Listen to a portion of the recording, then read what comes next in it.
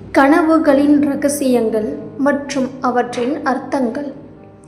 கனவுகள் என்ன சொல்கின்றன?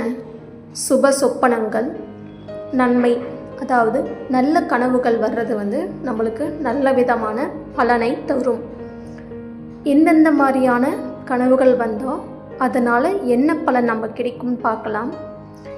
கனவில் யானையை கண்டால் பெரும் செல்வம் வரும். கனவில் பசுமாட்டை கண்டால் மகிழ்ச்சி உண்டாகும். கனவில் மழை பெய்வது சுபிட்சம் உண்டாகும். கனவில் பாம்பு கிடைப்பது பயம் விலகும். கனவில் திருமணம் நடப்பது மகிழ்ச்சியான நிகழ்வுகள். கனவில் நட்சத்திரங்கள் காண்பது முன்னேற்றம். கனவில் தங்கம் மற்றும் ஆபரணங்களை காண்பது செல்வம் சேரும். கனவில் பூக்கள் மலர்வது உற்சாகம். கனவில் ஆடி பாடுவது நல்ல செய்தி. கனவில் உணவு உண்பது உடல் ஆரோக்கியம். அசுப சொப்பனங்கள், அதாவது நம்மளுக்கு கெட்டது வரப்போவதை உணர்த்தும் கனவுகள் என்னென்ன அப்படின்னு பார்க்கலாம். கனவில் இறந்தவரை கண்டால் கவலை ஏற்படும். கனவில் மோசமான விபத்து ஏற்பட்டால் தடைகள் வரும்.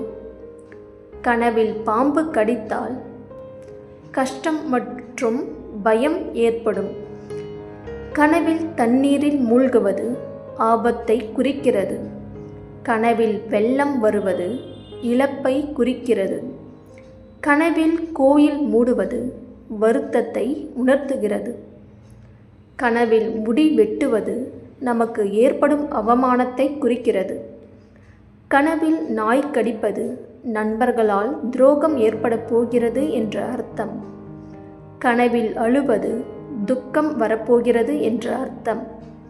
கனவில் தீ விபத்து ஏற்படுவது பதற்றம். கனவுகளின் நேரம் மற்றும் அதற்கான பலன்கள் எப்படி இருக்கும் அப்படின்றத பார்க்கலாம். நம்மளுக்கு கனவு மாலை 6 மணி முதல் 8 மணி வரை இருந்துச்சுன்னா கனவு எவ்வளோ நாளில் பலன் கிடைக்கும் அப்படின்னு பார்த்தீங்கன்னா 3 மாதத்தில்.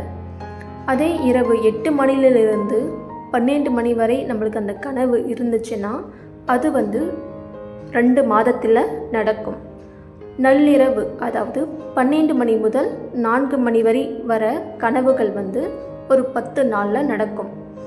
அதிகாலையில், அதாவது 4 to 6 அந்த மணியில் வர கனவுகள் நம்மளுக்கு உடனடியாக நடக்கும்.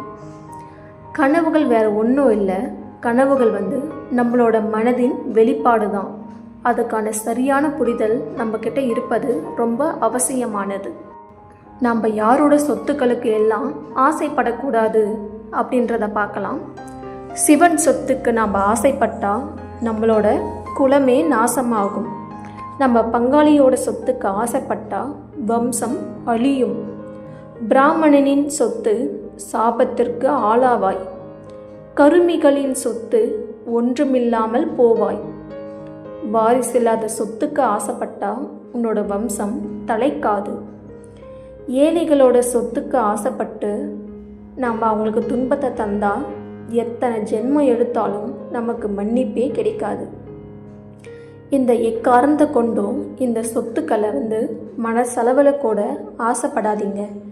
இது போன்ற சொத்துக்களை ஆசைப்படவோ அனுபவிக்கவோ நினைத்தால் அப்போது வேண்டுமானாலும் நன்றாக தெரியும். ஆனால் காலம் கடந்த பிறகு வாழ்வில் பல வேதனைகளையும் சோதனைகளையும் சந்திப்பாய்.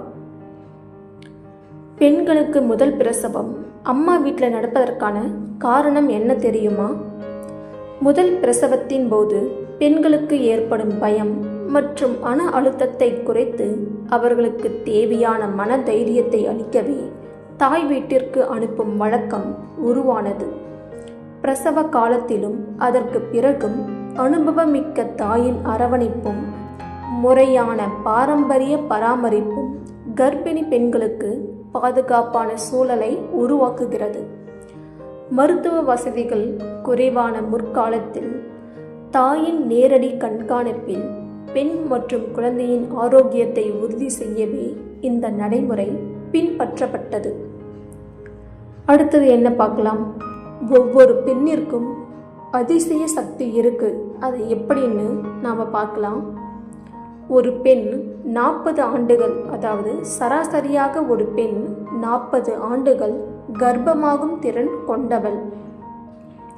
28 நாட்களுக்கு, அதாவது 28 நாட்கள் ஒவ்வொரு மாதமும் ஒரு முறை மாதவிடாய் வருகிறது. ஒரு பெண்ணிற்கு வாழ்க்கையில் மொத்தம் 521 முறை மாதவிடாய் வருகிறது. ஒவ்வொரு முறையும் சராசரியாக 5 நாட்கள் பெண் இரத்தம் சிந்துகிறாள். அதாவது 7 ஆண்டுகள் தொடர்ந்து பெண் உடம்பிலிருந்து இரத்தம் வெளியேறுகிறது. ஒரு பெண் ஒவ்வொரு மாதமும் சுமார் 150 ml இரத்தம் இழக்கிறாள். 391 லிட்டர் இரத்தம் வாழ்க்கை முழுவதும் ஒரு பெண் இரத்தம் வெளியேற்றுகிறாள். இந்த அளவு துன்பத்தையும் உடல் வலியையும் தாங்கி சிரித்து கொண்டே குடும்பத்தை காப்பவள்தான் பெண் எனும் அதிசய சக்தி.